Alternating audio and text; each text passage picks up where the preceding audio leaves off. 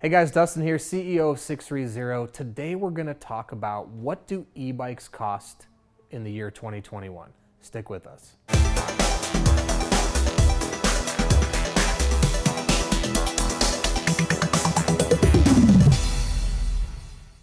All right, let's jump right into it. So today we're going to talk about what do e-bikes cost in 2021. This is a great question. We get this question a lot. What should I pay for an e-bike? How much does an e-bike cost?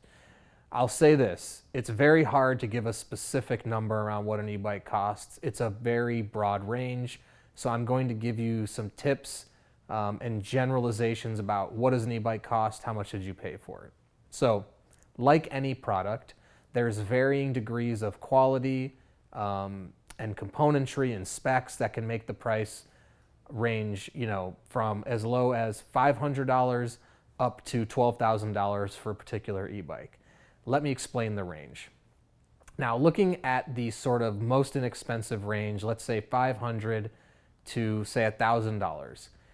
These are going to be your sort of basic run-of-the-mill e-bike, no frills, nothing crazy on them.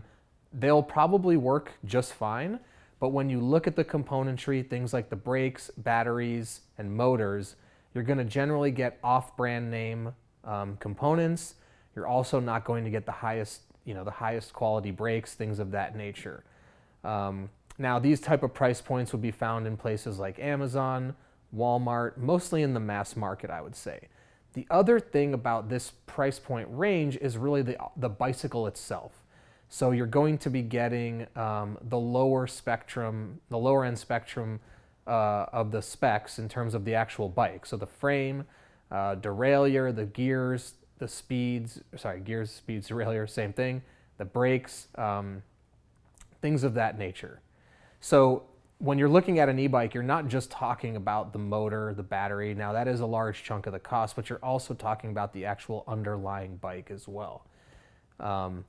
So then moving up, you've got a price point, say $1,000 to $2,500. This is sort of the medium, I would call this the medium range. I know it seems expensive to a lot of people, but it's really sort of in the low to medium range, really. Now in this range, you're upgrading motors, you're upgrading batteries, you're upgrading brakes, things like that. Now, what does that mean? For the brakes in particular, you're gonna get way more braking power out of the brakes on a $1,000 or above e-bike versus a $500 e-bike.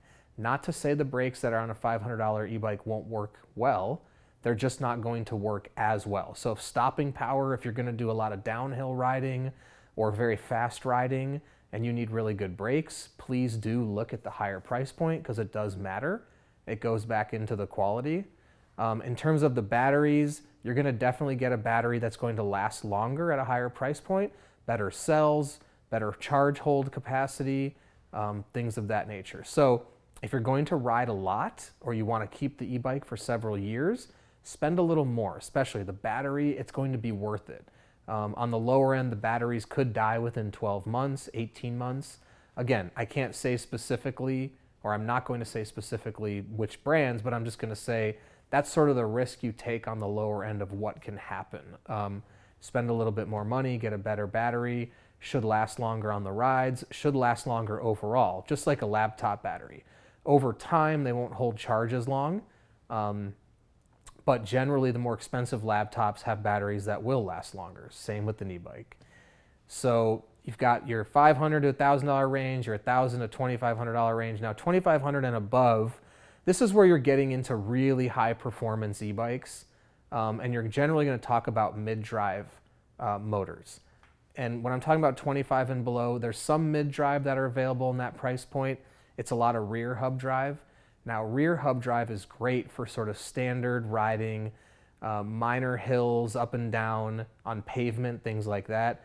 2,500 and above, you're talking about MidDrive when you really need a lot of torque to go uphill, tow things, haul things. If the rider is going to be heavy, a MidDrive may be a good option because there's a lot more torque. Again, it's kind of the same with trucks. You've got horsepower, which is, sorry, I take that back. We've got horsepower and other ways of measuring the towing capacity, kind of two different things to weigh. You've got top speed and towing capacity. And same is true on an e-bike. So with the mid-drive, you're going to get more torque, which is going to be good for uphill and towing capacity. But the rear drive can still get you going the same speed as a mid-drive. And again, great for pavement, great for hills, great for riding around town. So the 2500 and above, it's really, in my opinion, not for everybody. I think that gets into a price point where it's specific to some certain specific needs, like in mountain biking in particular, or road biking. If you are going to be doing serious road biking and you want a motor, you may want to look at a very light bike with a very light motor because you don't really want to feel the motor, but you want it there to help you in worst case scenarios. Also for very high-end mountain bikes, if you're going to be going up really steep hills and you want to use the mountain bike to get you up, but you want to go down under your own power, you're going to need a really good motor, really good brakes. So, the cost there is coming in not just from the motor and the battery, but also the type of bike. You might be looking at a carbon frame, which, are expensive just as a standard bike. Certain shocks, brakes, things like that. So the $2,500 and above price point, in my opinion, is a very specific niche group of people that need to spend that much depending on what they're doing. So what to expect to pay for an e-bike summarized, anywhere from $500 to about $12,000.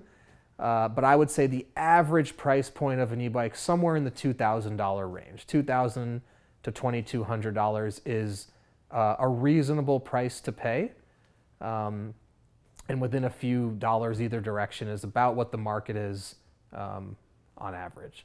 So I hope that answers any questions about what to expect to pay for an e-bike in 2021. If I missed anything, you disagree with me, please comment below. I'm happy to hear.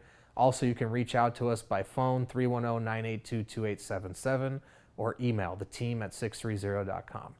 And if you are in the market for an e-bike, please take our body fit quiz on our website.